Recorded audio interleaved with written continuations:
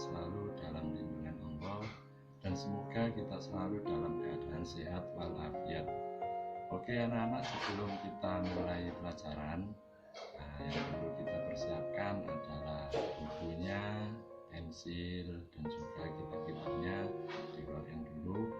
Kemudian kita berdoa bersama-sama yang akan dipimpin oleh ketua kelas kita. Ya, silakan ketua kelas pimpin doa dengan ucapan basmalah saja. Bismillahirrahmanirrahim. Oke, langsung saja anak-anak. Untuk materi selanjutnya adalah tentang sedekah. Pada pelajaran kali ini yang perlu anak-anak ketahui adalah masalah sedekah, definisi sedekah, hukum-hukumnya, dan syarat-syaratnya juga.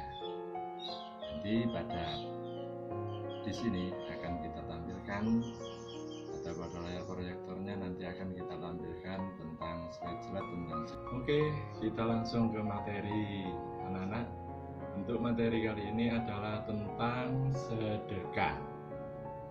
Kalian tentu sudah sering mendengar dan juga sudah sering tahu apa yang dilakukan oleh orang-orang dalam bersedekah. Biasanya rata-rata mereka melakukan sedekah ini adalah kepada dimasukkan ke masjid atau yang lainnya. Yang perlu kita ketahui di sini adalah definisi sedekah dulu. Pada definisi sedekah ini terbagi menjadi dua. Definisi menurut bahasa sedekah berasal dari kata bahasa Arab sodako, yang artinya adalah pemberian atau derma. Kemudian menurut istilah fikih, sedekah ini adalah memberikan bantuan atau pertolongan berupa barang atau benda atau yang lainnya tanpa mengharapkan imbalan dari orang lain dan hanya mengharap ridho Allah. Tahu ya ridho Allah? Nah itu. Kemudian setelah kita tahu definisi, tentu kita akan membahas tentang dasar-dasar sedekah atau dalil-dalil dari sedekah tersebut. Dalil sedekah ini ada yang dari Quran, ini ada banyak sekali dalil sedekah. Di antaranya adalah pada surat Yusuf ayat 88, wa tasaddaqu alaina innallaha yajzil mutasaddiqin, yang artinya adalah bersedekahlah kamu kepada kami, sesungguhnya Allah akan membalas orang-orang yang bersedekah. Atau juga dari hadis, ini juga ada banyak sekali hadis-hadis Nabi yang menerangkan tentang sedekah. Nah, setelah kalian tahu dasar juga definisinya, maka selanjutnya adalah mengetahui tentang hukum bersedekah. Hukum bersedekah di sini adalah sunnah muakkad. Tahu ya sunnah muakkad itu apa? Sunnah muakkad itu adalah sunnah yang sangat dianjurkan oleh Nabi Muhammad SAW.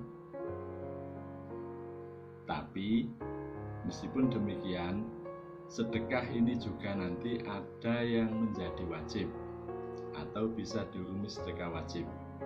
Karena sedekah ini ruang lingkupnya adalah luas. Berbeda dengan pelajaran kemarin tentang infak.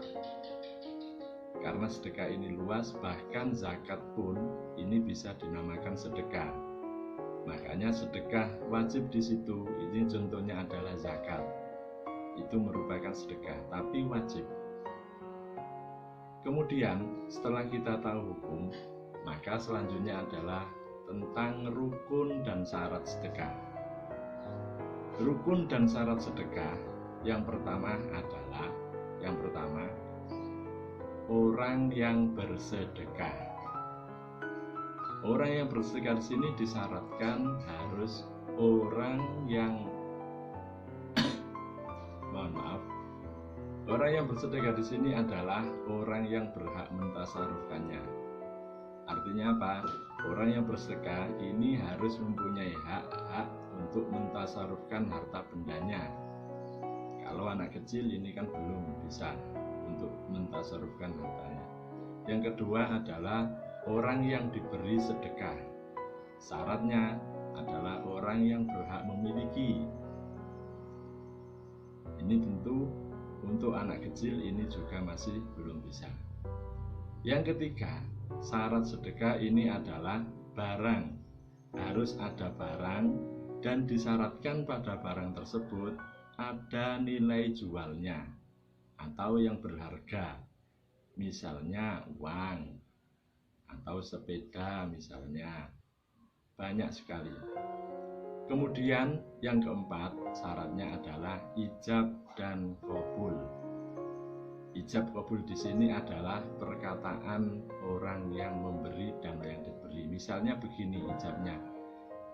Saya memberi sedekah. Ini sedekah saya. Kemudian yang menerima, oh iya saya terima Pak sedekahnya. Nah itu termasuk ijab dan qabul. Sudah paham ya sampai di sini? Ya, nanti akan kita diskusikan macam-macamnya juga, definisinya juga nanti kita definisikan untuk menjadi kelompok-kelompoknya. Baik, saya lanjutkan kembali. Di sini juga ada bentuk-bentuk sedekah. Bentuk-bentuk sedekah di sini yang pertama adalah sedekah harta. Misalnya kita memberi uang, memberi makanan. Ini termasuk bentuk sedekah berupa harta. Ada juga sedekah ini berupa sikap.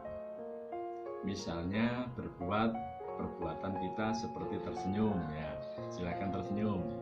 Nah, ini juga dinamakan sedekah. Atau menyambut tamu misalnya. Ini juga nanti akan masuk sedekah. Kemudian ada lagi adalah sedekah lisan.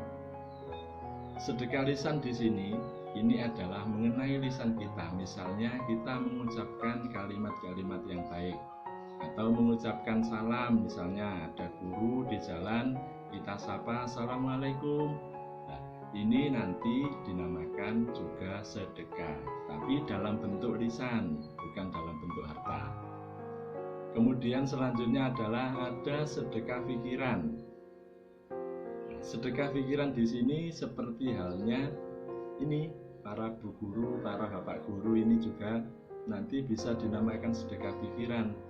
Karena apa? Karena mengajari kebaikan, mengarahkan menuju jalan yang benar, dan juga mengajari tentang ilmu.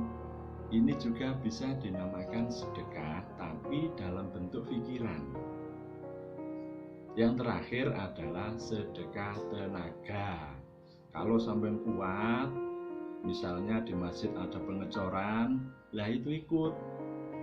Atau di pondok misalnya membangun atau ngecor, lah itu ikut. Kita sedekah tenaga kita.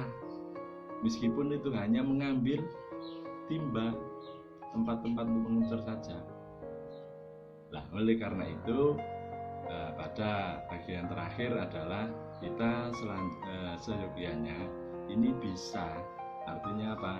Kita setiap hari ini bisa bersedekah dengan berbagai macam cara. Karena apa? Karena kita tahu bahwa sedekah bukan hanya terbatas pada harta.